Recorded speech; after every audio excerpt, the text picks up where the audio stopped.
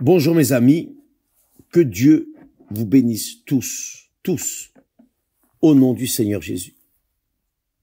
Que cette bénédiction arrive jusqu'à vous et arrive à vous et que à travers vous, elle atteigne tous ceux qui sont dans votre cercle d'amitié et familial, etc. Dieu est grand et Dieu ne fait rien de petit. Les choses toutes petites, les détails sont grandioses quand Dieu les fait. Tout ce qu'il fait est grand et glorieux, magnifique, grandiose, car il est le Tout-Puissant, El Shaddai. Il est le Je suis, il est auto-existant. Vous savez que tout dans ce monde a été créé, tout a eu une création. Même les anges, les archanges, chérubins, séraphins, tout a été créé par Dieu. Mais il n'a pas été créé, il n'a pas eu de mère, non. Il est Père et Fils, et il est Saint-Esprit, il est auto-existant. C'est lui qui a créé toutes les choses. Et parce qu'il a créé toutes les choses, il veut faire des choses grandes, grandioses, magnifiques, extraordinaires dans la vie de ceux qui croient en lui. Vous n'avez rien à payer, vous n'avez rien à dépenser, mais il faut croire.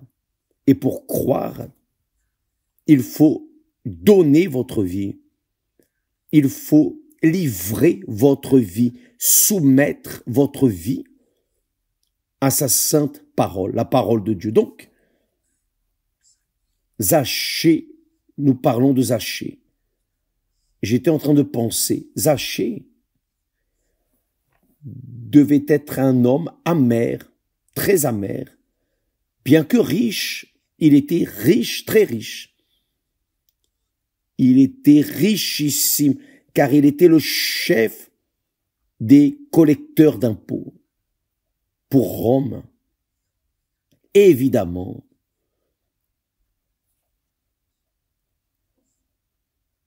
une grande partie de cette collecte d'impôts, qu'arrivait-il? Même étant très riche, il portait en lui le défaut physique d'être nain. Il était nain. Évidemment qu'il portait en lui une amertume, une tristesse, car il savait qu'il volait, il savait qu'il faisait le mal, qu'il trompait les personnes. Donc, il était déjà une personne malheureuse, même en étant richissime.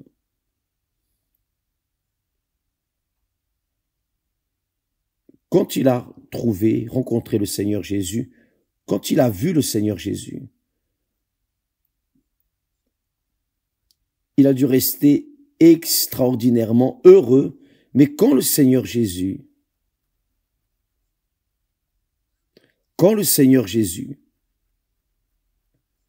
a regardé Zachée, a fixé les regards, lui l'a accroché aux branches de l'arbre, du sycomore. Alors, le Seigneur Jésus a prononcé son nom, Zachée. Zachée. Jusqu'alors, Zachée savait qu'il était un pécheur. Il savait qu'il ne méritait rien de Dieu, car il faisait des choses erronées. Et c'est ce qui arrive à toutes les personnes quand elles font des choses erronées, elles savent qu'elles déplaisent à Dieu. Elles savent que Dieu ne peut pas les bénir. Donc, ce fut le cas de Zachée. Il portait cette amertume, ce manque de paix, car vous savez, tant que le péché prévaut dans la vie d'une personne, cette personne n'a pas la paix, car cela est écrit. Le méchant n'a pas la paix. Le méchant n'a pas la paix. Dieu a dit cela 2 fois à travers le prophète Ésaïe. Les méchants n'ont pas la paix. Donc, ça veut dire la chose suivante. Quand la personne n'est pas justifiée par la foi dans le Seigneur Jésus, elle reste pécheresse. Donc, qu'arrivait-il? Zachée savait, il avait la conscience qu'il était un pécheur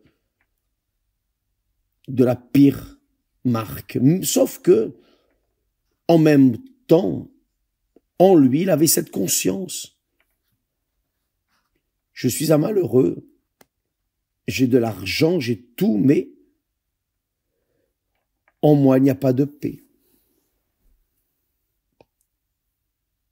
Et voulant voir le Seigneur Jésus, il est monté sur le sycomore, cet arbre, et il est resté là, accroché aux branches, en attendant que le Seigneur Jésus passe, car il savait qu'il passerait par là.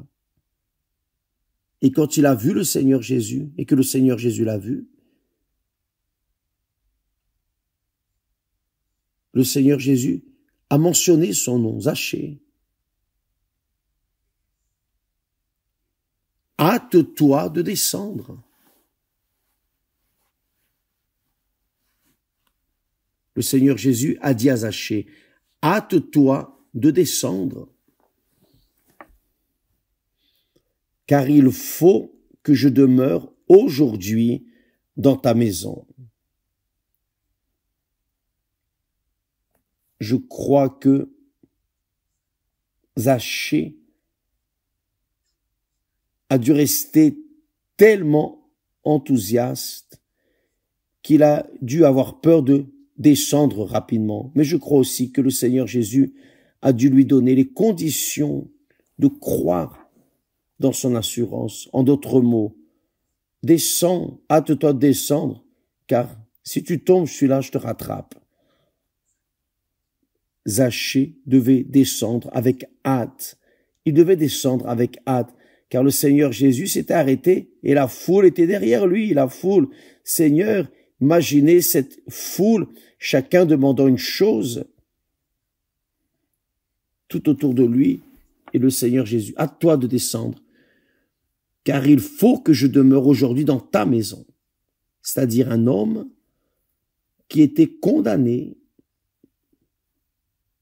par ses erreurs, ses vols, ses péchés, tout ce qui était mauvais.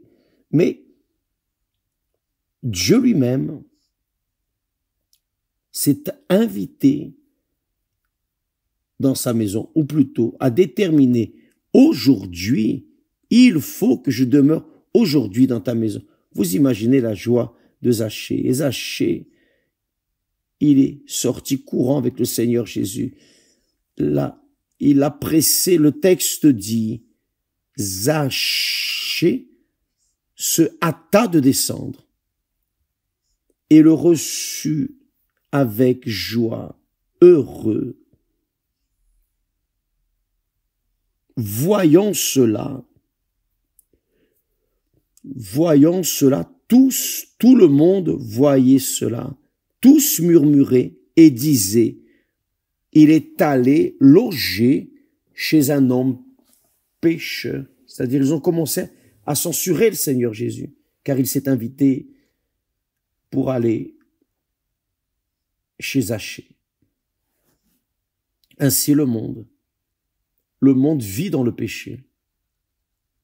Et quand quelqu'un veut, quand quelqu'un accepte, quand quelqu'un se convertit au Seigneur Jésus, le monde se tourne contre lui, commence à critiquer, lancer des pierres, enfin.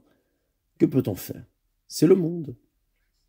Mais il était heureux, car le Seigneur Jésus était maintenant chez lui. Mais Zachée, le Seigneur Jésus n'a rien demandé. Il était assis à table, etc. Le Seigneur Jésus n'a rien dit. Il n'a rien demandé. Le Seigneur Jésus n'a pas demandé d'offrande. Il ne lui a pas dit, Zachée, donne une partie de ta richesse aux pauvres. Aide les personnes.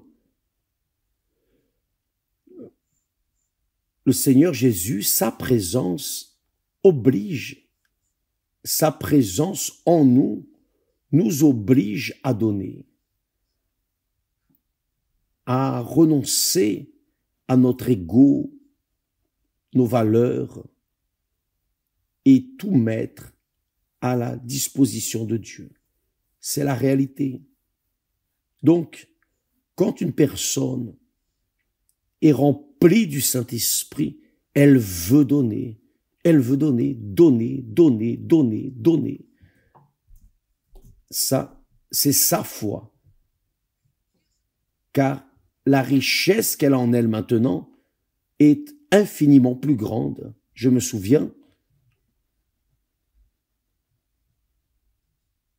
à titre d'exemple, je me souviens quand nous avons eu notre rencontre avec Dieu, et alors, j'avais 19 ans, ce jour a été le jour le plus heureux, le meilleur jour de ma vie. Le meilleur jour de ma vie fut ce jour. Et à cause de cela, je ne pensais à rien d'autre sinon tout laisser et aller prêcher l'évangile, mener aux personnes ce que Dieu m'avait donné. C'est ça.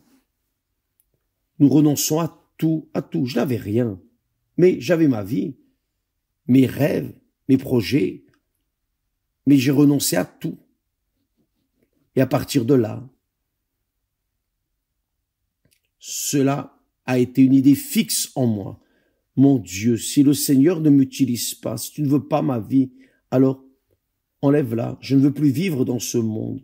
Ce monde est trop sale, tellement de misère, de disgrâce. Je ne veux plus vivre ici. Mais il a voulu que je demeure. Et qu'est-il arrivé? Nous attendions de nous marier, de constituer une famille, arranger notre vie pour tout laisser et aller dans le monde, annoncer l'évangile. C'est ce qui est arrivé. Nous nous sommes mariés et 12 ans après, nous avons laissé 2 excellents emplois. J'ai renoncé à être chef de la trésorerie de la loterie de l'État de Rio de Janeiro. J'ai renoncé, j'étais chef. Je n'avais pas d'heure pour entrer, ni pour sortir. J'étais à l'aise. J'ai renoncé à un autre emploi. Je travaillais dans un endroit où j'avais un bon salaire. Je travaillais de 7 heures le matin jusqu'à midi.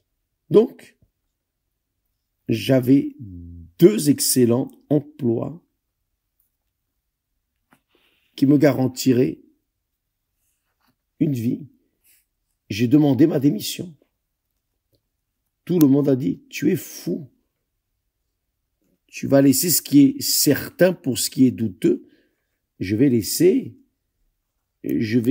cette saleté de monde, saleté de travail. Je vais tout laisser en arrière et je vais sortir, amener aux personnes, aux assoiffés, ce que Dieu m'avait donné. Donc, je comprends cette joie de Zachée. Je comprends cette joie de Zachée.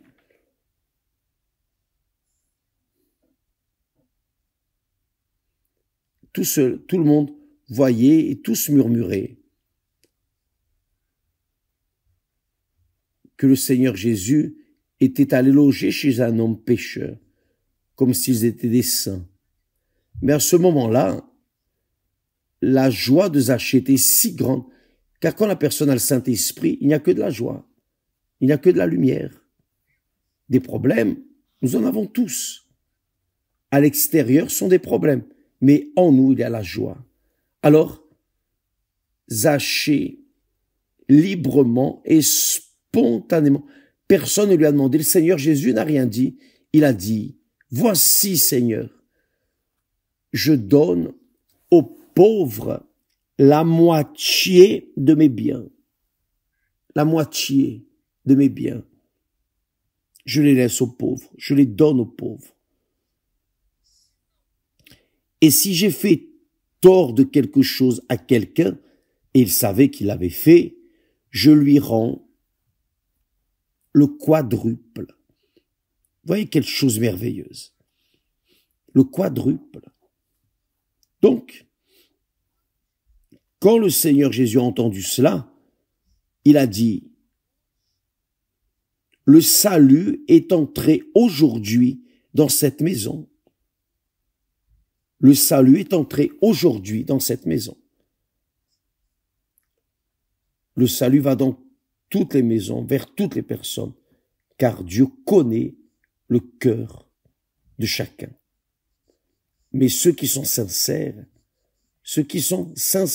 riches, pauvres, beaux, laids, voleurs, braqueurs, pédophiles, une prostituée, quelle que soit la personne, une fois que la personne est sincère, le Seigneur Jésus lui donne une chance de le connaître. C'est ce qui est arrivé à Zachée. Et alors, le Seigneur Jésus lui a dit, parce que celui-ci est aussi un fils d'Abraham, un fils dans la foi d'Abraham. Certainement qu'il était fils d'Abraham, physiquement, de la descendance d'Abraham, mais maintenant, il était fils de la foi d'Abraham, la foi qu'Abraham a eue ou a déléguée au Seigneur Dieu. Donc, mes amis, pourquoi cela n'arrive pas à tout le monde? J'ai déjà dit, il manque la sincérité. Les personnes font très semblant. Les personnes, normalement, sont fausses. Les personnes veulent montrer une chose qu'elles ne sont pas. C'est la réalité. Malheureusement, donc Dieu voit le cœur de chacun de nous. Il a vu en moi la sincérité. Il a vu. C'est pour cela qu'il s'est révélé pour moi. S'il trouve en vous la sincérité, mes amis, il va se révéler à vous. Il va vous donner une chance. Et quand nous traitons de sincérité, la sincérité vient de la vérité. Dieu est vérité. Il est le mensonge. Il est le mensonge. Donc, comment est-ce qu'une personne trompeuse, menteuse, fausse peut-elle obtenir la grâce de Dieu, être visitée par le Seigneur? Ce n'est pas possible, car elle porte en elle cette racine de l'enfer qui est le péché. Dieu est le péché. Dieu aime le pécheur, mais il est le péché. Il est le péché. Et je n'ai pas idée de cette haine qu'il a contre le péché, mais de par ce qu'il a fait au calvaire pour sauver les sincères, alors il est cela, ce genre de personne. Donc, les personnes disent, ah, évêque, je veux recevoir le Saint-Esprit. Comment est-ce qu'une personne qui vit dans le mensonge veut recevoir l'esprit de vérité? D'abord, il faut enlever l'esprit de mensonge qui est en vous, oui ou non? Vous pensez que le mensonge que vous vivez, par exemple, je ne sais pas qui vit, le mensonge qu'une personne vit peut recevoir le Saint-Esprit en étant dans le mensonge. Dieu est le mensonge, si bien que le Seigneur Jésus s'est identifié comme la vérité. Je suis le chemin, la vérité et la vie. Donc, comment est-ce qu'une personne fausse va-t-elle recevoir l'esprit de vérité? Elle doit se convertir, elle doit changer sa tête, cesser d'être menteuse, trompeuse, fausse pour être véritable. Être véritable, être honnête. honnête avec elle-même et par-dessus tout avec Dieu, car Dieu connaît chacun de nous. Ça ne sert à rien de vouloir faire semblant devant lui. Où c'est, où ce n'est pas. Pour Dieu, il n'y a pas de plus ou moins. Zachée était riche, richissime, mais il était un homme malheureux. Et quand il a rencontré le Seigneur Jésus, il a trouvé la félicité, la joie de vivre. Et c'est pour cela qu'il se moquait de sa richesse. Je vais donner la moitié de mes biens aux pauvres, et si j'ai fait du tort à quelqu'un, je vais lui rendre au quadruple. Il resterait une main devant, une main derrière, parce que il allait tout donner, pratiquement tout. Donc, mes amis, c'est ainsi avec Dieu. Quelqu'un a demandé sur Instagram, évêque, comment est-ce que je fais? Quel est le secret pour recevoir le Saint-Esprit? Le secret, c'est de donner, c'est ça. Vous donnez ce que vous êtes, ce que vous avez. C'est votre vie. Ce n'est pas de l'argent, non. Je ne parle pas de biens. C'est votre ego. Laissez votre mensonge. Quand vous laissez le mensonge et que vous commencez à pratiquer la vérité, vous donnez votre vie au Seigneur Jésus. Vous honorez son nom. Quand vous laissez le péché commencer à vivre dans la vérité, dans la justice, dans l'honneur, dans la dignité, peu importe ce que les autres ont ou n'ont pas, vous devez regarder vers vous quand vous laissez ce qui est erroné pour commencer à faire ce qui est correct. Point. Dieu vient à votre rencontre. Dieu est bon. Dieu est le bien. Donc quand la personne marche avec une vie erronée, quand elle est méchante, mauvaise, comment est-ce que cette personne peut recevoir le Saint-Esprit? Elle doit laisser sa malice, ses pensées mauvaises, futiles, inutiles, ses vanités, ses dieux, ses idoles. Elle doit tout laisser, tout. C'est ce que Zachée a fait. Et le Seigneur Jésus n'a pas demandé, ce n'est pas lui qui a demandé. C'est lui, librement, spontanément, qui a résolu de faire cela. Et là, le Seigneur Jésus a dit, véritablement, aujourd'hui, il a eu le salut dans cette maison. Et c'est ce que Dieu veut faire dans votre maison, mes amis. Vous savez une chose, Dieu choisit les exclus, Dieu choisit les exilés, les abandonnés. Dieu choisit ceux qui sont même des intrus. Quand ils entrent dans un train, un avion, un bus, elles se sentent en trop là. N'importe quel endroit où elle va, elle est exclue. Dieu choisit ces personnes, exclut ceux dont personne ne veut. Zachée était une personne dont personne ne voulait. Il avait de l'argent, mais personne ne voulait Zachée. Mais Dieu a vu en lui la sincérité et il est venu à sa rencontre et a fait ce qu'il a fait. Et il veut faire cela avec vous, mes amis. Croyez en cela. C'est écrit dans la parole. Le Seigneur Jésus a dit, venez à moi, vous tous qui êtes fatigués et chargés, les rejetés, les exclus de la société, dont même les parents ne veulent pas. Ça, c'est la réalité. Ceux qui sont, disons, abandonnés par tout et tous. Venez à moi, et je vous donnerai du repos. Venez comme vous êtes. Comme vous êtes.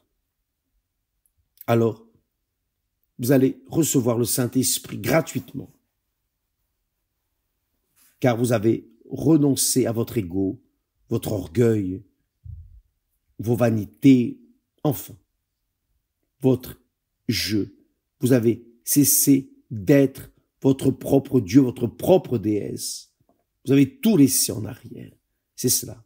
Mes amis, que Dieu vous bénisse tous et nous allons, aujourd'hui, nous serons en train de travailler dans la troisième prière forte en faveur des femmes affligées.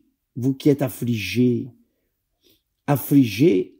peut-être que vous êtes une personne qui a de l'argent, des conditions, mais vous vivez amer. L'argent ne vous amène pas le bonheur ou la félicité que vous désiriez tant et vous êtes là, frustré de la vie. Aujourd'hui, dans toutes les églises universelles, nous serons en train de lutter pour vous, femmes, qui avez l'âme affligée. Les hommes aussi sont invités, bien sûr, tous sont invités.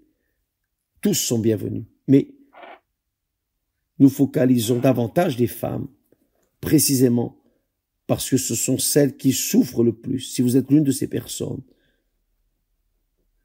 qui est problématique pour votre famille, vous savez cela. Vous êtes problématique pour vous-même, vous ne vous supportez pas, vous-même. Dieu vous accepte, il vous a choisi. Il vous a choisi. Allez aujourd'hui vers une église universelle et vous aurez une expérience extraordinaire avec lui. Je prophétise, allez, n'oubliez pas, n'importe quelle heure, le matin, l'après-midi, le soir, les épouses des pasteurs, des évêques seront là pour vous accueillir les femmes. Une femme sait écouter une autre femme, donc elles seront là en train d'accueillir les femmes. Dans le monde entier, on travaillera avec cette foi. Vous êtes notre invité.